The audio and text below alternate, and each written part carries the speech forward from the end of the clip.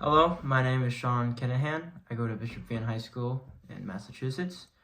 For the presentation on the flashlight redesign, I started with the design specifications, which were gathered by taking customer needs stated by a survey, as well as other class stuff. After gathering the customer needs, we tested each of those needs using certain tests and tools, and that data we received from those tests became our design specifications. For example, over on the right side of the PowerPoint, there is the quieter noise, usefulness, improved material, consistent flashlight, self-explanatory, and effective switches. Those are our customer needs. And then the importance is on the right with 1, 4, 2, 3, 6, and 5. Those are the order of most importance. And at the bottom of that, it's the design specifications, the data we received out of the testing period. So quieter noise was less than 68.7 and the range was 60 to 65. For the force needed, we needed less force. So our range was less than 22.8 newtons, and we needed to produce more light. So we needed to have a greater than 2,278 lux at 2 inches away, greater than 1,438 lux at 6 inches away, and greater than 405 lux at 12 inches away. Functional modeling is our next topic. Functional modeling was used to bring together all those designs made by our group. We worked in a group of 3. Overall, we had to decide what ideas we wanted to have. We each individually brainstormed them, came together to determine which designs could go forward. That included the energy flow model, which shows us how all the energy goes through and dissipates through each item to the final step from both the crank to the LED light.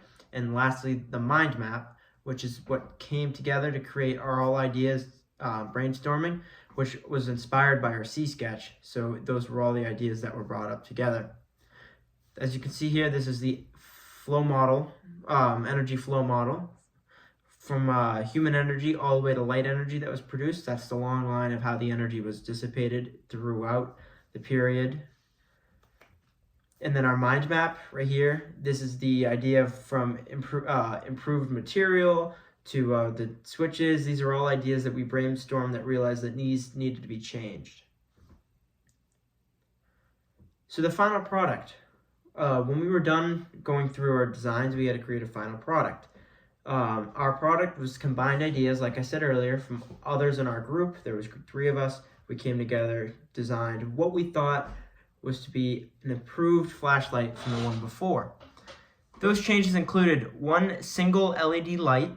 Instead of the 2 LED lights coming off of the other flashlight, we decided to go with one brighter one to produce more light.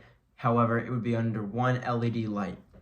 We replaced the crank because we realized that the crank was what's making most of the noise, and we wanted to reduce that noise level. So we decided we were going to move the crank, and instead we were going to put a AAA battery, taking 2 AAA battery compartment underneath it to connect through wires to the switches and ultimately to the LED light. One other realization we had was that the wrist strap, was too small. So instead of the small flimsy one, we made a nice bigger one that would fit an actual wrist. And then lastly, we had one single switch which connects power to the LED instead of having the 2 switches, and then added grip for added dexterity support, so it would be better quality.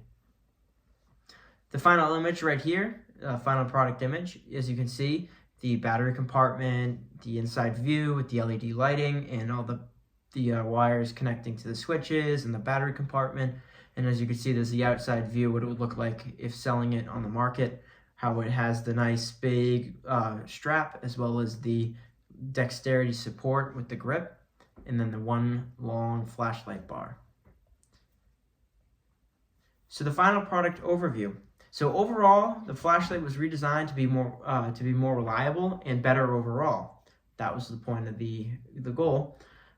It was also to be inexpensive, meaning it was more affordable to someone to buy and use, instead of having something that was cheap and flimsy and cheap but not reliable, but something that was more somewhat expensive but not too expensive, but it would be affordable to use.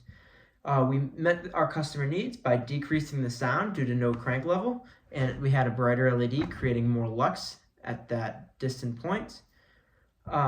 So as you know, quieter noise, no cranks, and no decibel reading, less force. So the switch on and off, it was less force to do, so we were able to get under 5 newtons.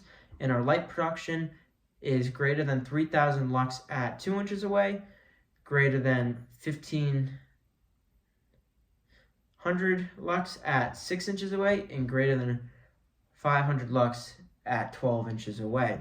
Overall, that was what we recorded, and that is our presentation, or excuse me, my presentation on the redesign of this flashlight. Thank you for watching.